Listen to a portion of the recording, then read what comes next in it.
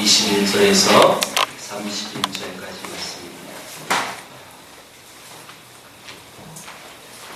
갈라디아서 4장 21절에서 31절 말씀 한 절씩 교독하고 마지막 31절은 같이 읽겠습니다. 내게 말하라. 율법 아래에 있고자 하는 자들아, 율법을 듣지 못하였느냐? 기록된 바 아브라함에게 허락이 있으니 하나님의 여종에게서 하나님의 자유 있는 여자에게서 하였으며 여종에게서는 육체를 따라 났고 자유 있는 자에게서는 약속으로 말미암았느니라.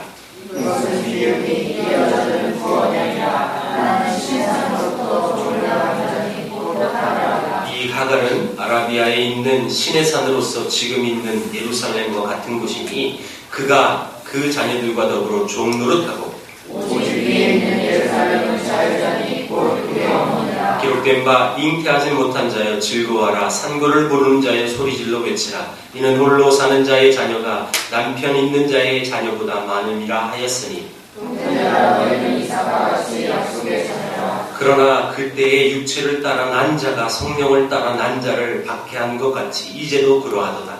그러나 성령이 무엇을 말하느냐? 여종과 아들을 쫓아라. 여종의 아들이 자유 있는 여자의 아들과 더불어 영어로 지속하느라 하니라. 같이요. 그런즉 형제들아, 우리는 여종의 자녀가 아니요 자유 있는 여자의 자녀니라. 아멘. 지금 갈라디아서는요 계속 몇 주 동안 계속 똑같은 거의 같은 주제로 말씀이 전해지고 있는데요. 간단하게 표현하면 율법과 믿음, 율법과 은혜, 종, 아들, 또 초등학문, 그리고 이제 참 자유, 이렇게 구분해서 율법과 또 하나님이 자녀되어진 그 부분을 명확히 구분하여서 설명해 주는 본문이 계속 반복되어지는데 오늘 24절에 이렇게 말이 시작됐어요. 이것은 비유니 하면서 비유를 가지고 사도 바울은 이 갈라디아 교인들을 향하여 다시금 외칩니다. 이 비유는 가장 어떻게 보면 알아듣기 쉬울 수 있는 비유예요. 어떤 사람은 설교 말씀을 비유로 드는 것을 싫어하는 사람이 있어요. 원문 그대로 해석하고 소개해줬으면 좋겠다라는 그런 말을 하는 사람은 제가 많이 봤는데 예화도 들지 말고 오직 목사님은 설교 시간에 말씀만 전해야 된다. 그런 분들 만나면 힘들어요. 그러니까 이런 비유, 예화를 드는 이유가 하나가 있어요. 이유는 뭐냐면 하나님의 말씀이 더 우리가 잘 이해되기 쉽게, 또 빨리 알아들기 쉽도록, 또 내 마음에 확 와닿을 수 있도록 그래서 부득불 비유와 이유 또 예화를 드리기도 합니다. 자, 오늘 사도 바울도 이 비유법을 썼어요. 근데 잘하는 내용입니다. 여러분, 여기에서 나오는 하갈과 사라, 여러분 하갈의 아들이 누구죠? 이스마엘. 여러분 사라의 아들은 누구예요? 이삭. 여러분 이스마엘과 이삭, 율법과 자녀, 똑같은 구조라는 것이죠. 계속 이런 부분을 가지고 율법은 이거고 또 하나님이 원하는 것은 이것이다 라는 것을 설명하기 위하여 그 유명한 하가라에서 난 자녀 이스마엘은 육체의 능력으로 난 자녀고 사라에게 난 이삭은 하나님의 약속으로 난 자녀다. 율법, 믿음, 이렇게 구분한다는 거예요. 이걸 그대로 설명하기 위하여 이렇게 설명했는데 그것을 아주 잘 이런 해석을 해놨어요. 23절을 읽어보세요. 23절 시작. 여종에게서는 육체를 따라 낳고 자유 있는 여자에게서는 약속으로 말미암았느니라. 여종에게서 난 육체를 따라 낳고, 여러분 여종에서 난 이게 누구의 하갈이죠. 하갈에서 난 이스마엘은 육체를 통해서 낳은 아들이고 자유 있는 여자에게 사라예요. 자, 사라에게 난 이 여자에게서 난 이 아들은 뭐로 낳았다고요? 약속으로 낳았다는 거죠. 그러니까 여러분 오늘 본문은 율법, 약속, 종, 아들 이런 구조로 이것을 설명하고 있다는 것입니다. 자, 여러분 이 갈라디아서 전체는 기독교 신앙의 근거가 어디에 있느냐 그걸 관점을 두고 쓴 성경인데 그 근거, 여러분 우리 신앙의 근거가 개인 안에 있는 내재하고 있는 자신이 갖고 있는 어떤 능력으로 내가 신앙생활을 한다 이것이냐 아니면 밖으로부터 온 어떤 것으로 인한 은혜로부터 선물로 받은 그걸로 온 그것이 신앙의 근거냐 이걸 구분해주는 성경이 갈라디아서예요. 우린 잘 알아요. 잘 교육도 받았고 훈련도 받았고 말씀도 많이 읽어서 자 여러분 우리가 신앙의 근거 하나님을 믿는 데 있어 특별한 게 있어요? 내 안에 어떤 조건 때문에 믿을 수 있어요? 그건 아니죠? 밖에서부터 온 근거로 인해서 하나님의 사랑과 은혜로 말미암아서 우리는 구원받을 수 있다. 그 근거를 바로 두는 것 그것을 목적하여 쓴 성경이 갈라디아서라는 거죠. 왜요? 이 갈라디아 교인들은 계속 율법의 구원의 요소를 갖고 있다는 생각을 갖고 있었기 때문에 그것을 가르치고 또 수정하기 위해서 여러분 이 바울은 아브라함의 이 예화를 들어서 설명하고 있습니다. 자, 오늘 사라는 자유하는 아내였고 그 아들은 그래서 자유인이 되었어요. 하갈은 종이었어요. 그래서 하갈이 낳은 아들도 종이어야 합니다. 그런데 하갈이 뭘 잘못했느냐면 자기가 먼저 본 부인 사라보다 먼저 아들을 낳았어요. 그렇죠? 아들을 낳았더니 하갈은 어떻게 했습니까? 내가 난 아들은 이 집안은 아들이 없었으니까 특별한 아들이에요. 그래서 아들을 못 난 본 부인 사라를 업신여겼습니다. 그리고 나중에 난 이삭을 희롱했습니다. 그러다가 어떻게 됐죠? 쫓겨났습니다. 어머니가 종이라서 태어난 이 아이가 당연히 종이 되는 건데 훌륭한 아들을 낳았다고 해서 어머니 자기 지위까지 따라 높아질 줄 알았나 봐요. 그것이 이 하갈의 잘못인 거죠. 여러분 왜 이것을 가지고 왜 율법과 믿음을 이것을 설명하느냐? 여러분 하갈은 분명히 하나님의 약속으로 낳은 아들이 아니에요. 그렇죠? 하갈이 낳은 아들은 그래서 분명히 그것은 육체를 따라서 낳았어요. 그런데 하나님의 약속으로 낳지 않은 아들임에도 불구하고 하나님의 약속으로 낳은 것처럼 여겼어요. 그것이 잘못이라는 거예요. 구원은 우리가 믿는 신앙은 그렇게 해서는 안 된다라는 겁니다. 그것을 깨닫기 위해서 여러분 바울은 이것을 얘기하고 있는 거예요. 기독교 역사에서 최대의 싸움은 내가 예수를 믿는다는 것이 예수의 초점이 있느냐 나의 초점이 있느냐 이게 2000년 동안 이 기독교 역사 속에서 어마어마한 싸움이었어요. 여러분 이게 아무것도 아닌 것 같죠? 내가 예수를 믿는다는 것에서 가장 중요한 것은 예수 그리스도의 초점이 있어야 돼요. 내가의 포커스를 넣어서는 안 됩니다. 여러분 이 부분에 있어서 신학도 크게 달라져요. 어떤 선택, 어떤 결단하는 것은 분명 개인이 합니다만 그것에 목적을 두고 그것에 신앙을 풀이하고 그래서 거기서부터 신학을 풀어나가는 걸 알미니안주의라고 해요. 알미니안주의는 이런 거죠.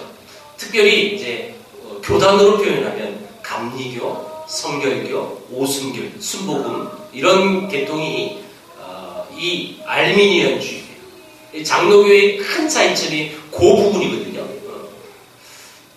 뭐 깊게 갈 수는 없겠지만 어떤 선택되어지는 것 그것은 분명히 내게 있지만 그 나에 대한 부분을 이런 개인적 포커스 두고 그리고 그 비중을 많이 두는 것이 알미니안주의의 특징이에요. 사실은. 근데 내가 선택하는 것 내가 결정하는 것 그 모든 것도 하나님의 큰 틀 안에서 이것은 결정되어 있고 예정되어 있고 이렇게 보는 것이 이제 칼빈주의, 장로교주의 신학이에요.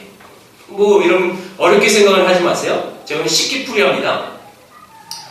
늘 제가 입버릇처럼 하는 얘기인데 교수는 쉬운 걸 어렵게 가르치는 사람이 교수고 목사는 어려운 걸 쉽게 얘기해 주는 게 목사예요. 저는 목사예요. 쉽게 얘기합니다. 내가 예수 믿는 것에 대해서 예수님에 대한 절대자 하나님에 대한 부분이 포커스를 두고 있느냐, 아니면 나에게 두고 있느냐. 내가 조금 어떤 조건이 있어서, 내가 조금 더 유능해서 어떤 조건으로 여기에 이런 포커스를 두면 항상 문제가 생긴다는 거예요. 여러분, 오늘 다시 본문으로 와서 바울은 이렇게 표현했어요. 자, 사라는 어떻게 해서 이삭을 낳은 건가? 자, 아브라함이 할례를 받은 후에 여러분, 사실 사라에게 잉태되었고 그래서 이삭이 태어났어요. 그렇죠? 할례를 받기 전에는 이삭이 잉태되지 않았어요. 맞습니까? 할례의 의미가 여러분 기억하세요? 창세기 강의할 때 여러분 정확히 할례는요, 나 죽었어 라는 뜻이에요. 나 죽었어. 다시 말하면 아브라함과 사라는요, 절대 잉태할 수 있는 몸의 상태가 아니었어요. 절대 물리적으로 그 사람들은 아들을 낳을, 그 나이에 아들을 낳을 수 있는 실제 신체 조건이 되지 않았습니다. 근데 할례를 통해서 그 다음에 하나님은 아들 이삭을 주셨어요. 이 말은 죽은 몸과 같은 그런 상태에서 아들을 낳았다는 것입니다. 자, 이것을 이삭의 관점에서 보면 자기 자신이 자유하는 여자의 아들이 된 근거가 될 수 있었던 것은 이삭 자기 자신에게 있지 않았습니다. 이해가 됐습니까? 이삭 자기 자신에게 어떤 자유인의 아들이 될 수 있던 어떤 조건이 있었던 것이 아니라는 뜻이에요.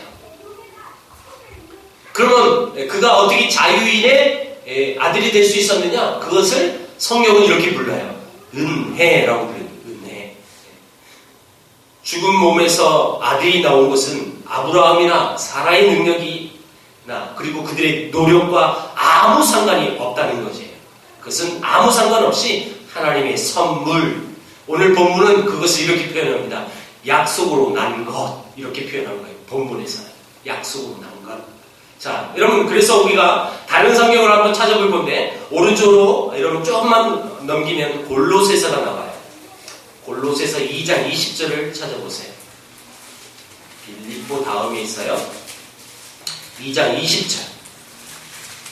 골로새서를 좀 우리가 찾아볼 거니까 여러분 찾고 있어요. 2장 20절 같이 읽어봅니다. 시작. 너희가 세상의 초등학문에서 그리스도와 함께 죽었거든 어찌하여 세상에 사는 것과 같이 규례에 순종하느냐. 우리는 이미 이 율법에 관한 예수님과 함께 십자가에서 우린 죽은 자들이에요. 그런데 어찌해서 세상에 사는 것과 같이 그 율법의 그 규례에 너희들 왜 순종하니? 이런 뜻으로 지금 표현했습니다. 자, 여러분, 예수님은 십자가에서 우리 모든 죄를 처리하실 때 율법도 못 박으셨다고 말씀하셨는데, 여러분 2장 14절을 보세요. 골로새서 2장 14절 15절. 앞에 한 장만 넘기면 되겠죠? 같이 읽습니다. 시작. 우리를 거스르고 불리하게 하는 법조문으로 쓴 증서를 지으시고 제하여 버리사 십자가에 못 박으시고 통치자들과 권세들을 무력화하여 드러내어 구경거리로 삼으시고 십자가로 그들을 이기셨느니라. 십자가로 승리하셨는데 십자가는 어떤 의미냐? 율법을 지우셨고 그 율법을 십자가에 못 박으셨고, 그리고 이 말은 궁극적으로 이걸 사탄을 못 박았고, 그래서 여러분 예수님은 승리하셨다. 우리는 믿는다는 것은 뭘 믿느냐? 바로 이걸 믿는 거예요. 예수님의 승리를. 예수께서 십자가에서 죄와 사단과 우리를 정죄하는 율법으로부터 나를 해방시켜 주신 것과 그 승리를 믿는 것, 믿는다고 할 때 이걸 믿는다는 뜻이에요. 은혜는 그렇게 우리에게 왔어요. 율법은 이제 십자가에 완전히 못 박혀서 이제 아무 의미가 없는 거예요. 초등학문으로 앞에 계속 열거를 했고 율법의 그 역할을 했다라는 거예요. 그렇죠? 가장 기초적인 하나님을 알아가는 방법 속에서 가장 기초를 닦아줄 수 있는 그 역할만 하고, 여러분 이를테면 효력이 끝났다고 전에도 얘기했어요. 그쵸? 효력 정지입니다, 이제 율법은. 근데 효력 정지된 그 율법을 계속 또 지키려고 하니까 얼마나 답답해요. 자, 이렇게 우리에게 여러분 율법은 이제 효력이 정지가 됐고, 그래서 온전히 예수 그리스도가 이 땅에 오셔서 그리고 날 위하여 죽으시고 부활하심으로 인하여 온전한 승리하셨어요. 예수님이. 자, 그 분을 믿으면 된다. 이제 여러분 아무것도 없어요. 이제 은혜로 그 모든 것을 구원을 취했어요. 그 다음이 이제 문제예요. 은혜를 받은 다음에 그러면 우리는 어떻게 해야 될까요? 여러분 보통 은혜를 받으면 우리 인간적으로 여러분 어떻게 해야 되죠? 은혜는 받았으면 은혜를 어떻게 해야 돼요? 갚아야죠. 우리가 일반 상식이죠. 그렇죠? 갚는 거예요. 자, 여러분 하나님 앞에 은혜를 받았는데 여러분들 갚고 계십니까? 얼마나 갚으셨나요? 갚았다면? 만약 내가 하나님 앞에 100을 여러분 은혜를 받았어요. 여러분 지금까지 그 은혜를 얼마나 갚았나요? 자신있게 대답할 수 있는 사람 있어요? 얘는 그럼 이렇게 질문해 볼게요. 하나님의 은혜를 갚는다고 했을 때 갚아집니까? 여러분 갚아지셨어요? 아니 더 여러분 아무런 반응이 없습니다. 반응할 때까지 계속 질문해요. 갚아질까요? 갚아지지 않아요. 왜요? 왜 갚아지지 않을까요? 여러분 나름대로 신앙생활 하잖아요. 지금 이런 생각도 안 해봤어요? 내가 지금 그 은혜를 조금 갚으려고 내가 이 시간에 지금 몸도 피곤하지만 와 있는 거 아니에요? 이런 마음이 혹시 있지 않으세요? 죄송해요. 용서하시고 만약에 조금이라도 그런 마음으로 갖고 이 자리에 오셨다면 여러분 지금 갈라디아 교인의 모습이 바로 여러분들의 모습이에요. 그게 율법이라는 거예요. 이를테면 그럼 절대 하나님의 은혜를 갚는다고 해서 갚아지지가 않습니다. 자, 어떤 숫자적으로 예를 들어볼게요.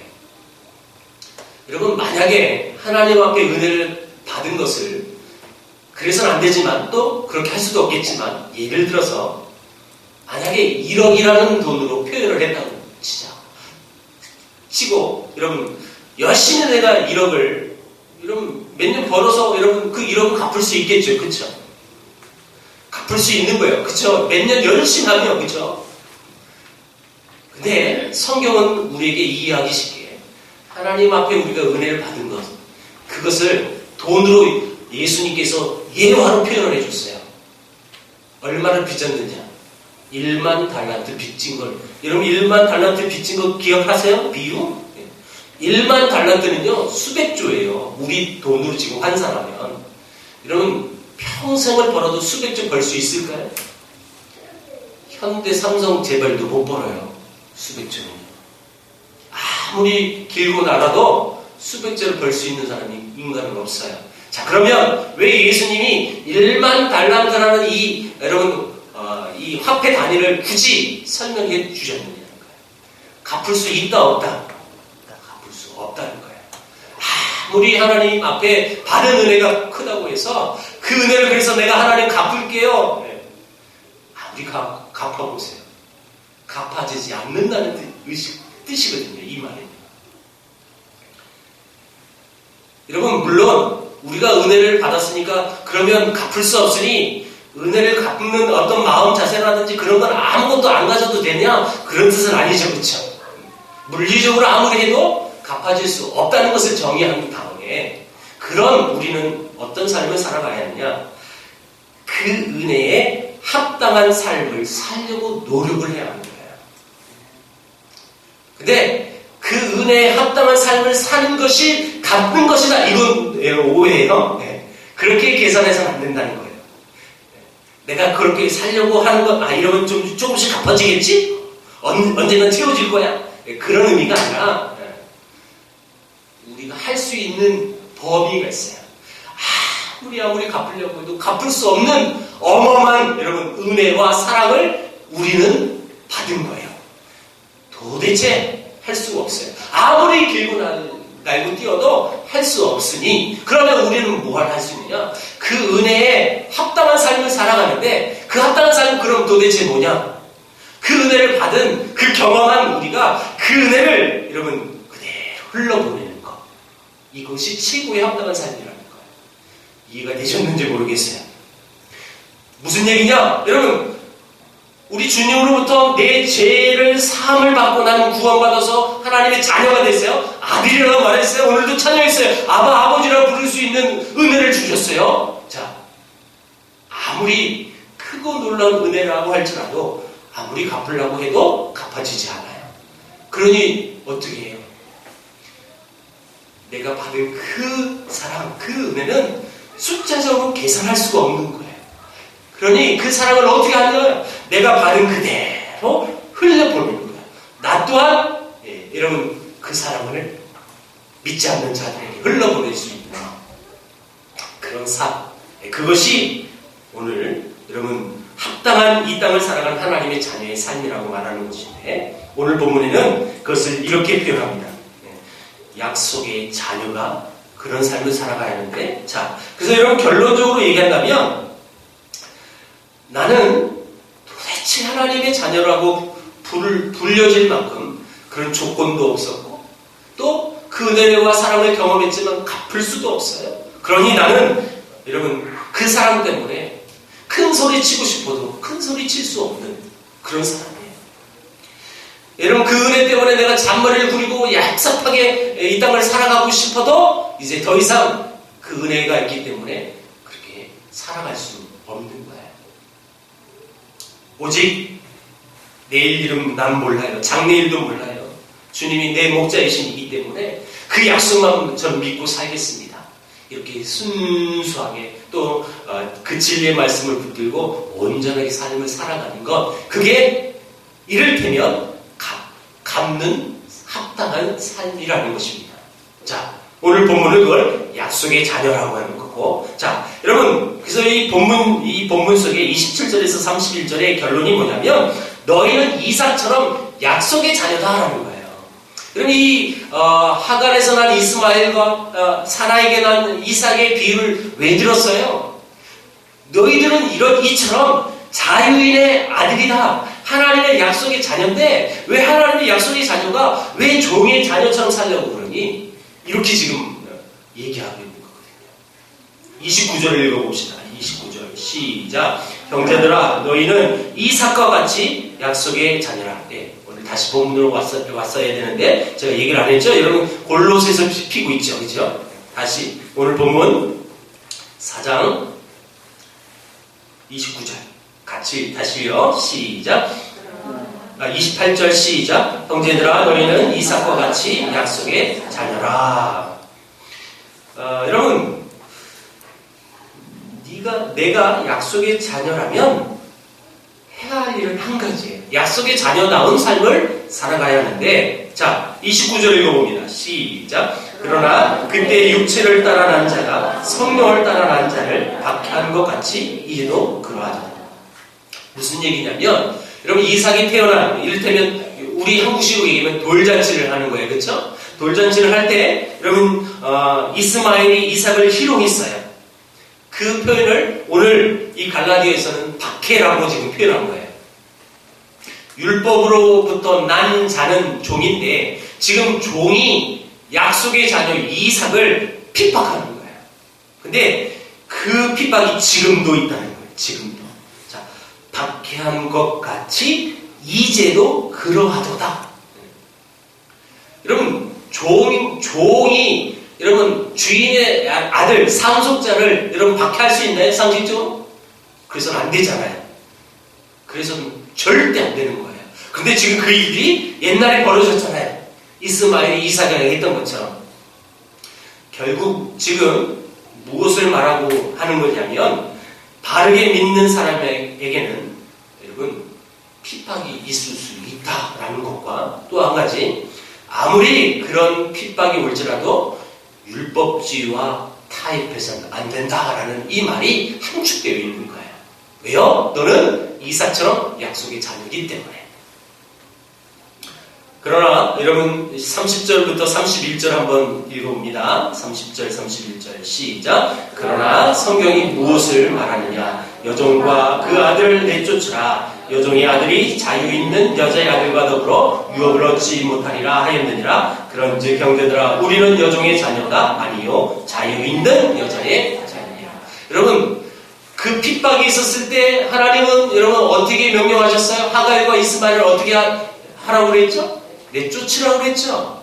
그것을 그대로 지금 바울은 따왔어요. 비유로 따왔어요. 자, 그러면 내쫓으라는 말이 뭘까요?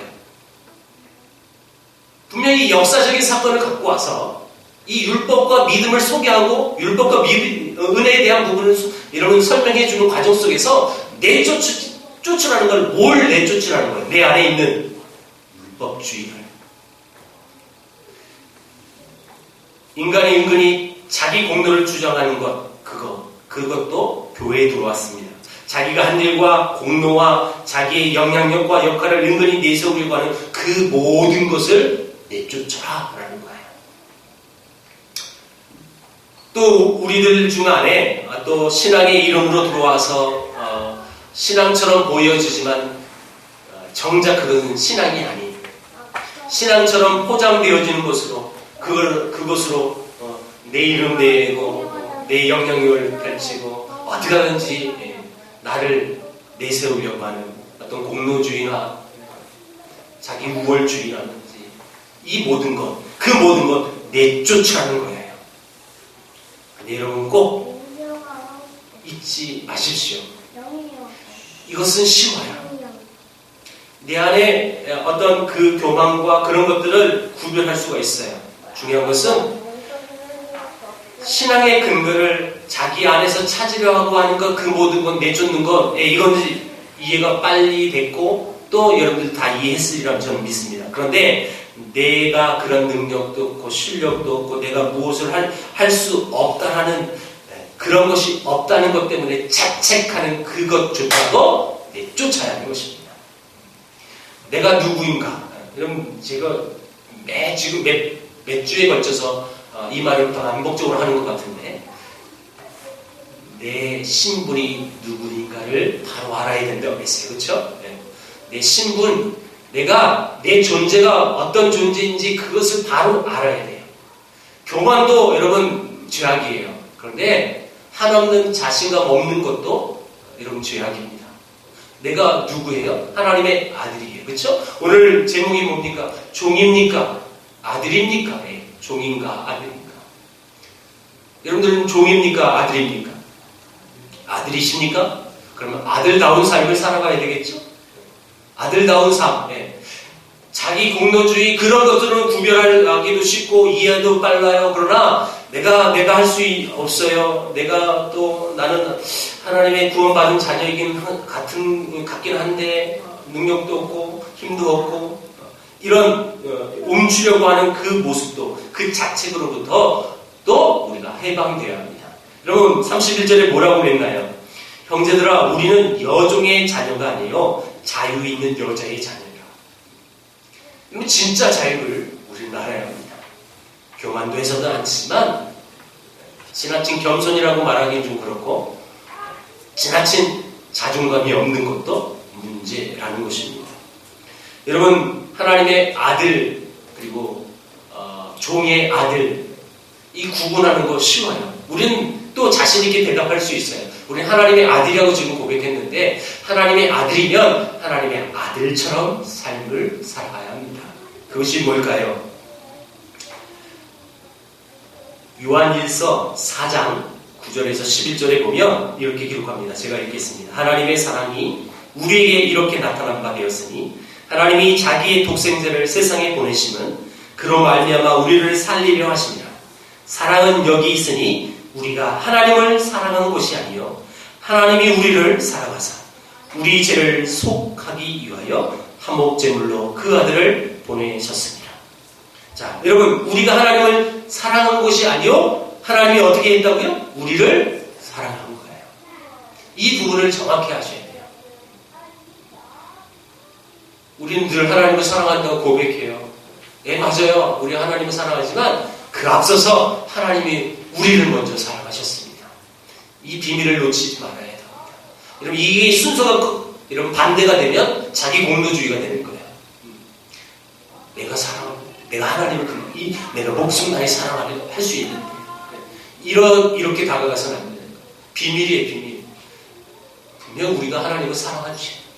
그런데 하나님이 우리를 먼저 사랑하셨고, 그리고 그 사랑은요 변함이 없어요. 진리고요 또 변질되지 않아요. 근데 우리가 하나님을 향한 사랑은 어때요? 변질되잖아요, 가끔. 그렇죠? 가끔 그 사랑 여러분 흔들리잖아요. 그 사랑의 확신도 없을 때도 있잖아요. 근데 하나님은 그렇지 않으시다는 거예요. 먼저 사랑하셨고 그 사랑은 변함이 없어요. 여전히 우리를 사랑하신대요.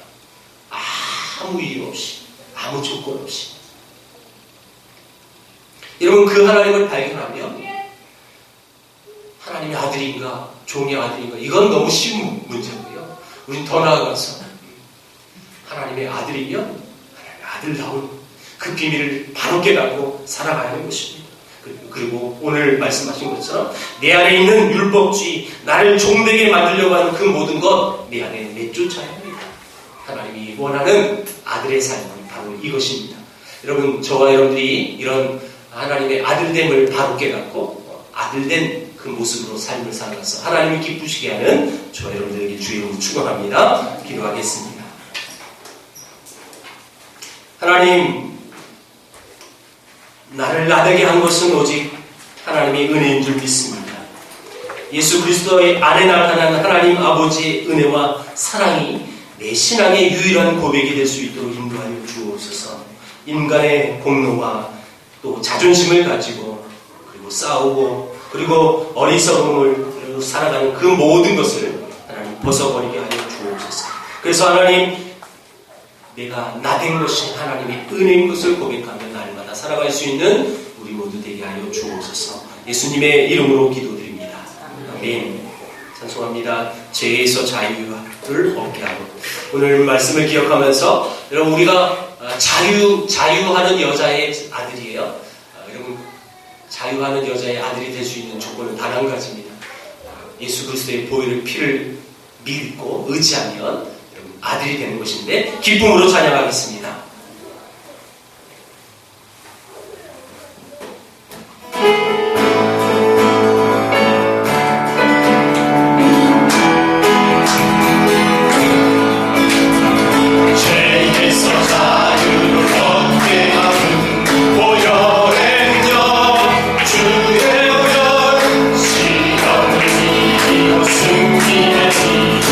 놀라운 능력이로다.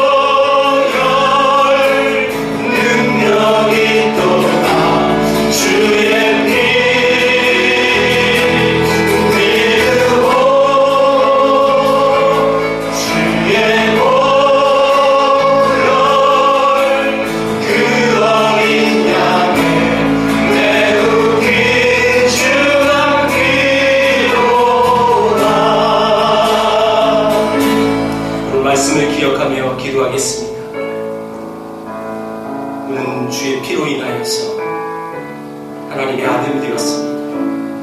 하나님의 아들 된 것을 잊어버리고 또 아들다운 삶을 살아가지 못했던 내 안에 율법주의적인 것, 형식적인 것, 외식적인 것, 그 모든 것 버려야 되고 오직 사랑과 은혜 받은 그 것대로만 살아가야 하지만 그 사랑과 은혜를 벌써 까먹고 내 멋대로 율법주의적인 그런 정죄하는 마음으로 살아가는 것이 있다면 하나님 용서해달라고, 또 하나님의 아들된 그 존귀한 자녀임에도 불구하고 그 존귀한 자녀인 것을 벌써 까먹고 비천한 자의 모습으로 그렇게 자신 없게 살아갔던 나의 죄악들 하나님 용서해달라고, 이제 하나님 말씀을 힘입어서 그 말씀대로 이 땅을 살아갈 수 있는 하나님의 자녀다운 삶을 이제 살겠노라고 결단하며 우리 주여 간절히 외치고 통성함께 기도하겠습니다. 주여, 주님 아버지 하나님 감사합니다. 하나님 존귀한 아들이 존귀한 딸이 되었습니다. 그것이 하나님의 은혜요, 그것이 하나님의 사랑이었습니다. 그러나 주님 그 하나님의 사랑과 은혜를 받아서 또한 그것을 경험했죠. 여전히 그 안에 그 사랑과 은혜가 어디가 오직 불법적인 정죄의식으로 또 하나님 형식적인 외식적인 모습이 얼마나 하나님 용서하여 주옵소서. 이제 하나님의 마음의 사랑과 그 은혜가 너무 크구나. 더 이상 어떤 의미로도 갚을 수 없는 그 놀라운 은혜를 경험했기 여기에도 갚을 수 없는 사랑 아버지의 기운이 하나님 아름다운 하나님의 자녀의 삶을 살고 합당한 삶을 살고 그것이 하나님의 온전한 삶이 하나님 그런 삶을 살아가서 그 하나님의 사랑을 금방이 심하게 흘려보낼 수 있는 하나님의 백성, 하나님의 자녀, 하나님의 그 삶을 살아갈 수 있는 하나님 주님의 사랑이 아버지 하나님의 존귀한 존귀 아버지 그 놀라운 사랑을 받아주시고 내 안에 이 사랑을 살았던 아버지 하나님 오직 그러시고 아버지 하나님 그 원하신 그 삶을 살아갈 수 있는 우리 주시옵소서. 이제 하나님 은혜를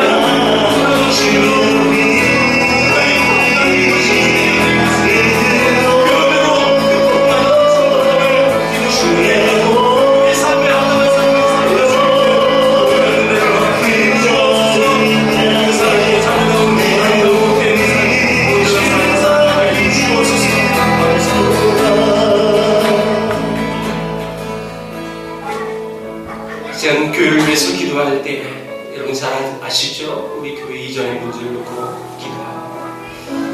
오늘 저에게 주신 마음은 이런 마음이었습니다. 교회에서 묵상할 때 어쩌면 오늘 말씀의 근거로 통하여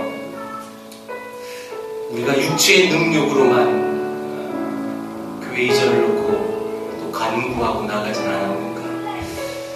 하나님의 말씀처럼 우린 약속의 자녀입니다. 그것이 너무 우리 마음속에 조급함으로 오지 않게 해달라고 기도했으면 좋겠고요.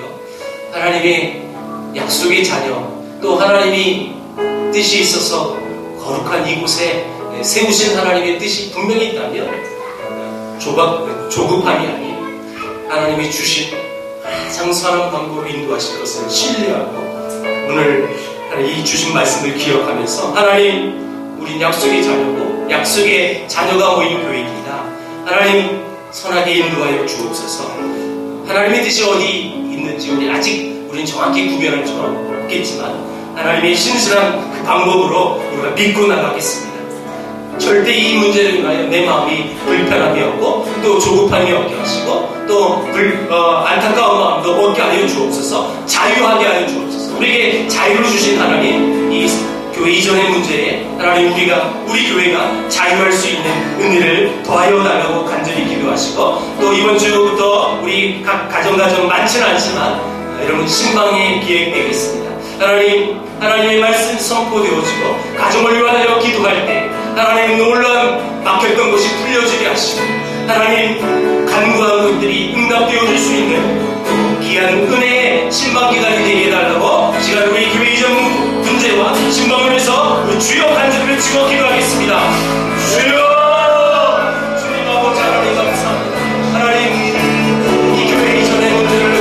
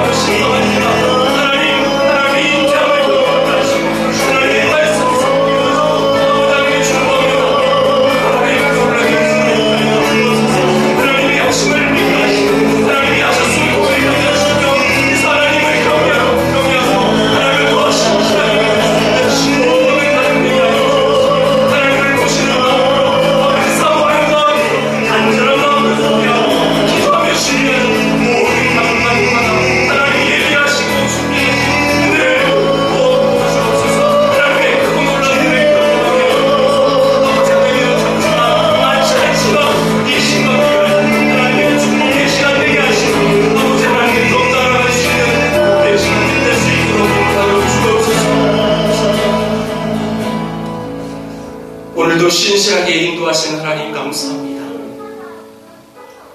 우리가 얼마나 나약하고 얼마나 부족한지 하나님의 말씀을 통해서 또 한 번 깨닫게 되게 하신 하나님, 이 순간만이 아닌 그 말씀을 오래도록 우리 마음속에 새기게 하여 주시고 또한 그 말씀대로 삶을 살아갈 수 있는 우리 모두가 되게 하여 주옵소서.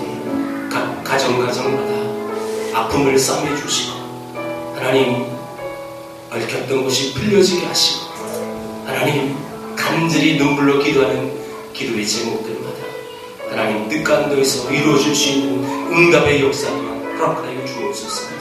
하나님 그래서 하나님을 믿고 하나님을 의지하고 나가는 모든 신령과 백성들 가정들마다 하나님을 더 알아가게 하시고 하나님을 찬송할 수 있는 또 하나님의 영광을 위해서 살아갈 수 있는 모든 신령과 가정들 되게 하여 주옵소서. 특별히 이번 신방기간 동안 그 크고 놀라운 은혜가 모든 지방마다 이루어질 수 있도록 역사하여 주시옵소서. 하나님 또 교회 이전의 문제를 놓고 기도합니다. 하나님 약속의 자녀들이 모여있는 이 세계를 보면 하나님의 방법으로 인도하실 줄 믿습니다.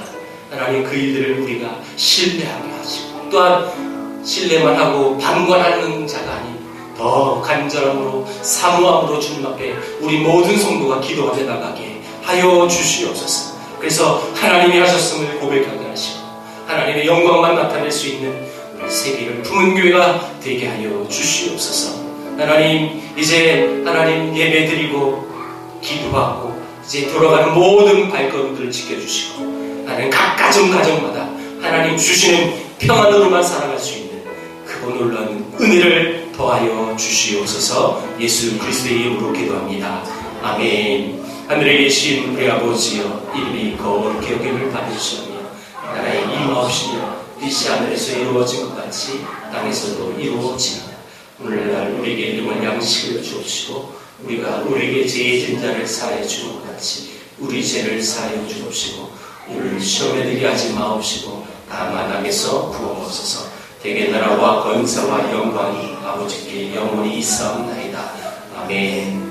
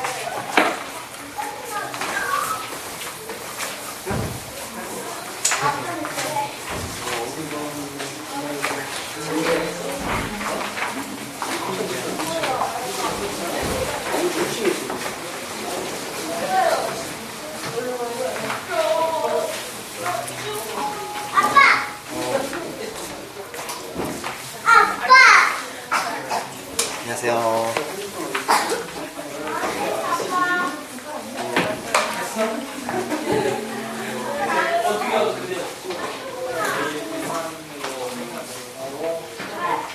또